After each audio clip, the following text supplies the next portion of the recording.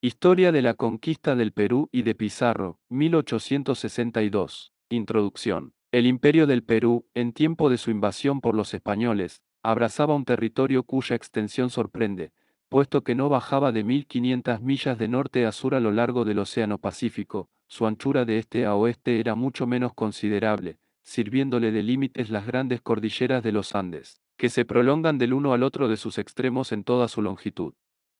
Como las demás comarcas del Nuevo Mundo, el Perú estaba en su principio habitado por numerosas tribus errantes de groseros salvajes, para quienes eran desconocidos los más sencillos procedimientos de la industria. Sus primeros habitantes, si hemos de dar crédito a las tradiciones que han llegado hasta nosotros, debieron haber sido uno de los pueblos más bárbaros de América. Iban errantes en un estado de desnudez completa por los bosques y selvas impenetrables que cubrían el suelo, puesto que no sabían servirse de la producción del país sino para satisfacer sus necesidades del momento, y carecían de toda noción de los principios que sirven para distinguir el bien del mal. Los goces de la vida animal eran los únicos objetos de sus pensamientos, y su mayor ambición consistía en procurarse los víveres que necesitaban. Transcurrieron muchos siglos sin que cambiase en nada este deplorable estado, ni los sufrimientos continuos, ni las privaciones extraordinarias a que estaban sujetos pudieron hacer nacer en su espíritu la idea de mejorar su situación. ¿Cómo empezó pues a establecerse allí la civilización? Ignórase completamente, debiendo atenernos para saberlo a los datos por la tradición transmitidos. Según ella, una de sus hordas errantes fue visitada en las orillas del lago Titicaca por dos seres de distinto sexo, de majestuoso continente y con decencia vestidos. Aquellos personajes singulares se anunciaron como hijos del sol, encargados por el poder celestial de instruir y civilizar a los hombres. Declararon que el grande astro del día veía con dolor el estado miserable a que estaban los naturales por su ignorancia condenados, y añadieron que si querían seguir exactamente sus lecciones, aumentarían considerablemente los goces de su existencia. Los salvajes en su sencillez, escucharon con profundo respeto las palabras de aquellos supuestos enviados del sol, y prometieron fácilmente obedecer unos consejos que tan grandes ventajas debían proporcionarles. Comenzaron a reunirse en gran número y pasaron con sus guías a Cusco, donde fundaron el primer establecimiento del país. La naciente colonia, gracias a los esfuerzos de los nuevos legisladores, eficazmente secundados por los habitantes que de buen grado se habían sometido a su gobierno, empezó a tomar un aspecto próspero, y adquirió sucesivamente bastante extensión e importancia para formar una gran ciudad. Según Garcilaso de la Vega, pasaban estos hechos unos 4 siglos antes de la llegada de los españoles. Manco Cápac y Mama Ocoyo, que así se llamaban aquellos supuestos hijos del sol, alentados por el buen éxito obtenido, prosiguieron en la tarea con tan buenos auspicios empezada. Llegaron nuevos habitantes de todas partes, y como cada uno de ellos experimentaba las ventajas de ese nuevo orden de cosas, no fue difícil persuadir a aquellos sencillos y confiados salvajes que se sometiesen con una obediencia ciega a los que los instruían. Manco Capo, que enseñó a los indios las artes útiles, y en especial la agricultura, y Mama Ocoyo diestró a las mujeres en el arte de hilar y hacer tejidos. Gracias al trabajo de los primeros la subsistencia fue menos precaria, al paso que la industria de las últimas hacía más agradable la vida. Después de haber atendido a los objetos de primera necesidad para una sociedad naciente, o lo que es lo mismo, después de haber asegurado al pueblo grosero que tenía bajo su dirección los medios de alimentarse, y de haberle proporcionado vestidos y moradas, Manco Cápac se ocupó en asegurar su felicidad estableciendo una policía y leyes, de suerte que su colonia ofreció pronto la imagen de un estado gobernado con regularidad. Multitud de tribus nómadas se reunieron a las que de tal grado de prosperidad disfrutaban, no tardó en hacerse sentir la necesidad de edificar nuevas ciudades, y viéronse levantar en poco tiempo hasta 13 al oriente y 30 al occidente de Cusco. Tal fue el origen del imperio de los incas o señores del Perú. Manco Cápac reinó de 30 a 40 años, constantemente respetado y ciegamente obedecido por sus súbditos, que le miraban como un ser celestial. Cuando vio acercarse su muerte, reunió en torno suyo a los principales habitantes, y les hizo un largo razonamiento rogándoles que siguiesen con escrupuloso esmero las instrucciones que les diera y las leyes que había establecido para su bienestar y prosperidad. Mandó llamar a su hijo, que debía sucederle, y le dio sabios y prudentes consejos sobre el modo como debía conducirse para asegurar su propia felicidad y la de sus pueblos. El anciano Inca murió llorado de todo su pueblo, y tuvo por sucesor a su hijo Sinchi Roca, príncipe de carácter belicoso, que extendió considerablemente el primitivo territorio del imperio. El reino fundado por Manco Cápac continuó prosperando bajo una serie de 12 monarcas respetados no solamente como tales, sino como divinidades. Su sangre era mirada como sagrada, y no fue manchada jamás por ninguna mezcla, pues estaba prohibido todo matrimonio entre los pueblos y la raza de los incas. Los hijos de Manco Cápac se casaban con sus propias hermanas, y no podían subir al trono sin probar antes que no tenían más antepasados que los hijos del sol. Tal era el título de todos los descendientes del primer Inca, y el pueblo estaba acostumbrado a mirarlos con la veneración debida a seres de una jerarquía más elevada. Creíase que estaban bajo la protección inmediata de la divinidad, de quien traían su origen y que todas las voluntades del Inca eran las de su padre el Sol. Huayna Cápac, el 12º Inca después de la fundación del imperio, fue un príncipe de grande habilidad y no menos distinguido por sus virtudes en la paz, que por los talentos militares que desplegó durante la guerra. Apoderóse del vasto imperio de Quito, mas esta conquista, si bien gloriosa, puede considerarse como la causa de la ruina del Perú, puesto que la guerra civil que entre ambos países estalló después de su muerte, facilitó no poco el triunfo de los españoles. El carácter, la religión y las costumbres de los peruanos ofrecían un contraste notable con las de los mexicanos. Mientras que los primeros se distinguían por la dulzura y la bondad, mostrábanse los segundos belicosos y sanguinarios. Desde el establecimiento de la monarquía de los incas habíase verificado una revolución completa en aquellos lugares por groseros salvajes habitados. Según el P. Baldera, los naturales de aquellas comarcas eran, en su estado primitivo, tan crueles y bárbaros como los de las demás partes del Nuevo Mundo. Su idolatría era tan absurda y grosera como la de los mexicanos. Una roca o una montaña gigantesca, el mar o un río, animales feroces, un árbol o una flor eran sucesivamente objetos de su adoración. Las tribus de la costa adoraban el mar y la ballena, sin duda a causa de su enorme grandor, al paso que las del interior tributaban culto a las fieras. Había también en las fronteras del Perú algunas hordas que no tenían forma alguna de culto, que parecían no conocer la influencia ni del temor, ni de la esperanza, y que, en ese punto, vivían como brutos. La mitología empero de los peruanos, aunque monstruosa, no tenía el carácter marcial que distinguía a la de los mexicanos, y sin embargo manifestaban en sus sacrificios y en la elección de las víctimas igual grado de ferocidad. Los sacrificios humanos eran frecuentes y el modo de dar la muerte a la víctima era igualmente cruel y abominable. En las comarcas de Panamá y de Darién, que Valdera supone haber sido pobladas y colonizadas por tribus nómadas salidas de México, los habitantes eran tal vez, en lo relativo a los sacrificios, los salvajes más bárbaros de América. Cuando tenían que inmolar una víctima, la ataban completamente desnuda a un árbol, y luego los individuos y los amigos de la familia que había hecho el prisionero, se reunían en torno de él con sus hachas de piedra, cortaban las partes más carnosas de su cuerpo y las comían con voracidad, mientras que el desgraciado contemplaba con sus propios ojos aquel espantoso banquete, hasta que venía la muerte a poner fin a sus tormentos. Las mujeres y los niños acostumbraban asistir a esos festines, de suerte que contraían desde sus primeros años los más feroces instintos. El modo como trataban los restos de las víctimas después de terminado el sacrificio, merece fijar igualmente la atención. El que durante su suplicio había lanzado gritos de dolor o dejado escapar alguna queja, era entregado al desprecio, sus huesos eran sembrados por los campos o arrojados al río. Mas si por el contrario había soportado sus sufrimientos con valor, sus huesos eran llevados a un sitio elevado a fin de que el sol los secase siendo después objeto de un culto especial.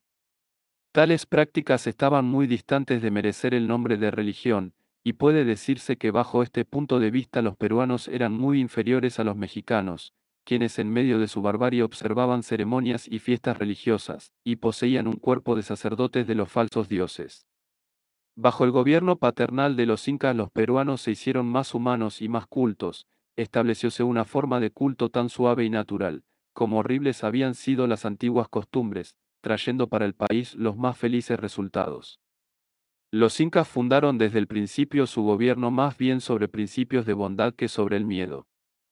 Representaron al sol y a la luna como divinidades bienhechoras, que deseaban la prosperidad de la raza humana, y se alegraban de su felicidad. Enseñaron que esas divinidades, lejos de dejarse ganar por la efusión de sangre y los sacrificios bárbaros que los naturales acostumbraban ofrecer a los objetos de su adoración, odiaban tan repugnantes prácticas. Las ofrendas al sol debían estar en armonía con la dulzura paternal de aquellos nuevos principios. Así fue que se declaró que los sacrificios más agradables a la divinidad eran los primeros frutos de la tierra producidos por su vivificadora influencia. Constituía la mayor parte de las ofrendas plantas, frutos, leche y una bebida llamada anca. Y si algunos seres vivientes se sacrificaban, eran animales domésticos, notables por su mansedumbre. Abolióse completamente el uso de los sacrificios humanos, si bien muchos historiadores pretenden que subsistieron aún después del establecimiento del imperio de los incas. Quizás continuaron tales abominaciones en los distritos más apartados de la vista del soberano y donde no había penetrado la civilización, mas, según observa Garcilaso de la Vega, no fueron jamás ni sancionadas ni autorizadas por los incas. El templo del sol en Cusco era servido por un cuerpo regular de sacerdotes, que debían ser todos de sangre real, y el gran sacerdote tío o hermano del monarca.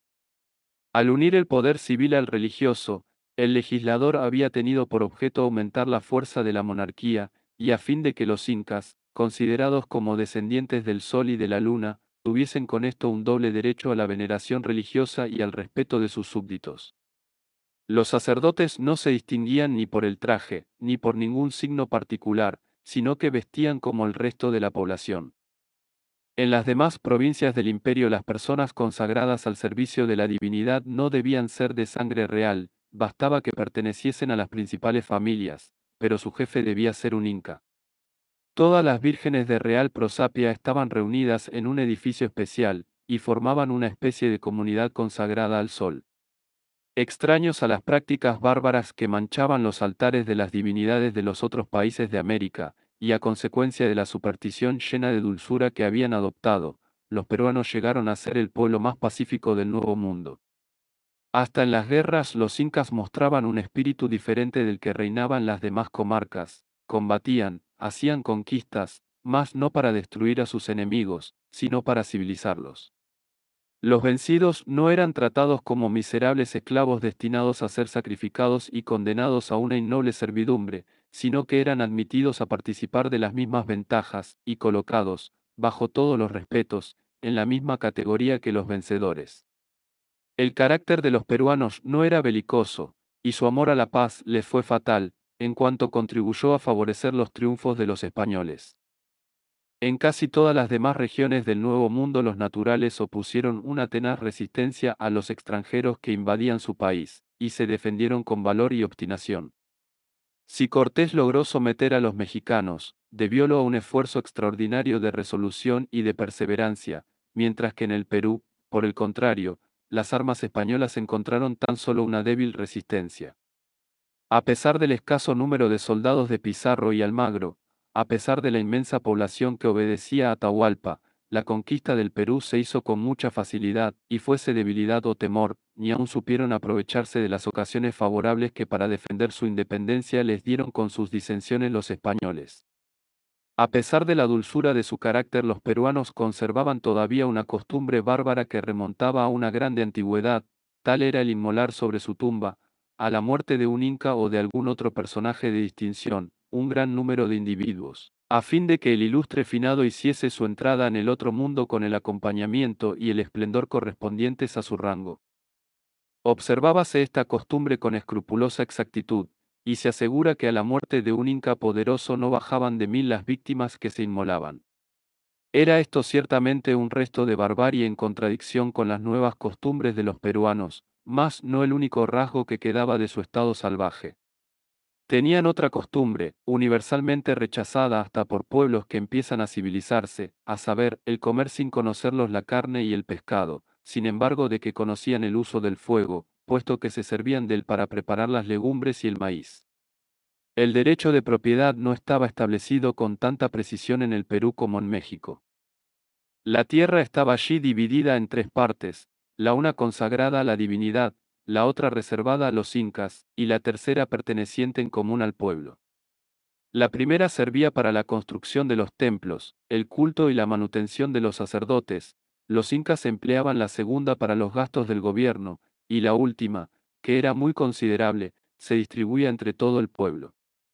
La posesión empero no era ni hereditaria ni permanente, puesto que se verificaba una nueva división cada año, haciéndose la distribución según la categoría y las necesidades de las diferentes familias. Las tierras se cultivaban en común, había un empleado encargado de llamar el pueblo al trabajo, y mientras que se ocupaba en él se le recreaba con el sonido de instrumentos. Este sistema daba felices resultados. La necesidad de ayudarse mutuamente y la comunidad de intereses engendraban naturalmente sentimientos de amistad y de afecto, que estrechaban más y más los lazos de la sociedad. Así pues los peruanos podían ser considerados como una gran familia, obrando por los mismos intereses y trabajando de consuno para llegar al mismo fin. No debe deducirse de lo que antecede que existiera una igualdad perfecta entre todos los miembros de la comunidad, la diferencia de clases estaba por al contrario perfectamente marcada y se hallaba extendida en todo el imperio. Un gran número de individuos, conocidos con el nombre de genoconas, eran tenidos en estado de servidumbre, sus vestidos y habitaciones se diferenciaban de los vestidos y habitaciones de los hombres libres, se les empleaba en acarrear pesos y en todos los trabajos de fatiga. Superiores a ellos eran los hombres libres que no poseían ningún empleo y ninguna dignidad hereditaria.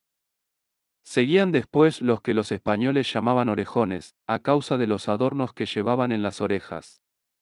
Estos formaban lo que se podría llamar el cuerpo de los nobles, y ejercían, tanto en tiempo de paz como en la guerra, los empleos importantes o de más responsabilidad. Al frente de la nación estaban los hijos del sol, los cuales por su nacimiento y sus privilegios eran tan superiores a los orejones, como lo eran estos a los demás ciudadanos. La agricultura era la ocupación preferente de los peruanos, y habían hecho en ella grandes progresos. Ocupábanse en la misma con mucho esmero, y daban más importancia a la cultura de la tierra que ningún otro pueblo de América. Los trabajos agrícolas eran ejecutados por orden y bajo la vigilancia del gobierno, el cual por medio de sus agentes determinaba la cantidad de tierras que debían cultivarse, y el modo de hacerlo, sin dejar nada al capricho o a la ignorancia de los particulares. A consecuencia de este sistema nunca se experimentaban las desgracias que siguen a un año estéril, porque la porción puesta aparte para el sol y los incas nunca se consumía del todo, y el sobrante, que era depositado en almacenes públicos, formaba un repuesto para los tiempos de carestía. Los peruanos no conocían el uso del arado, y en su lugar se servían de una especie de azadas, con las cuales removían la tierra. Este trabajo, aunque penoso y en apariencia servil, no era considerado como degradante, ocupábanse igualmente en los dos sexos, y hasta los incas, a fin de alentar la agricultura y darle importancia, cultivaban ciudadanos. La agricultura era la ocupación preferente de los peruanos, y habían hecho en ella grandes progresos. Ocupábanse en la misma con mucho esmero, y daban más importancia a la cultura de la tierra que ningún otro pueblo de América. Los trabajos agrícolas eran ejecutados por orden y bajo la vigilancia del gobierno, el cual por medio de sus agentes determinaba la cantidad de tierras que debían cultivarse, y el modo de hacerlo, sin dejar nada al capricho o a la ignorancia de los particulares. A consecuencia de este sistema nunca se experimentaban las desgracias que siguen a un año estéril, porque la porción puesta aparte para el sol y los incas nunca se consumía del todo, y el sobrante, que era depositado en almacenes públicos, formaba un repuesto para los tiempos de carestía. Los peruanos no conocían el uso del arado, y en su lugar se servían de una especie de azadas, con las cuales removían la tierra. Este trabajo, aunque penoso y en apariencia servil, no era considerado como degradante, ocupábanse igualmente en los dos sexos, y hasta los incas, a fin de alentar la agricultura y darle importancia, cultivaban un pedazo de tierra por sus propias manos. Si bien las faenas agrícolas eran las principales ocupaciones de los peruanos, aplicábase igualmente su industria a otros objetos.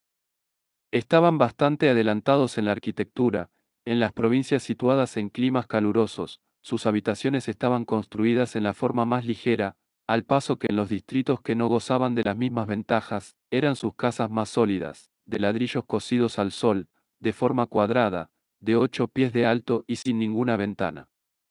Más en las construcciones de los templos del sol y de los palacios de los incas mostraban los peruanos de cuánto eran capaces.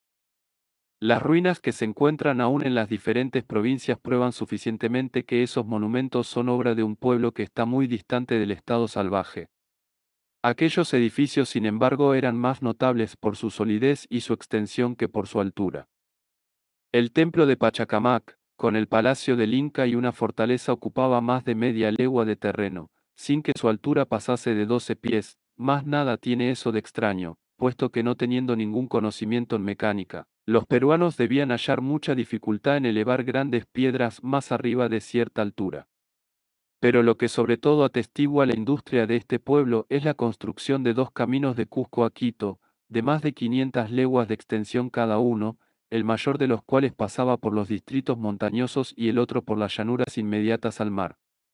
Los primeros historiadores del Perú que vieron estos caminos hablan de ellos con tanta admiración y entusiasmo, que se siente uno inclinado a comparar los trabajos de los incas a las antiguas vías militares, que subsisten aún como monumentos del poder romano. Hemos quedado sorprendidos, dice el célebre viajero Humboldt, al encontrar en alturas que ceden de mucho a la de la cima del pico de Tenerife, los restos magníficos de un camino construido por los incas del Perú. Aquella calzada, bordada de grandes sillares, puede compararse a los más hermosos caminos romanos que he visto en Italia, Francia y España, está perfectamente trazada, y conserva la misma dirección en una longitud de 6 u 8 milímetros. El mismo autor dice en otra parte, El Gran Camino del Inca, una de las obras más útiles a la vez que más gigantescas.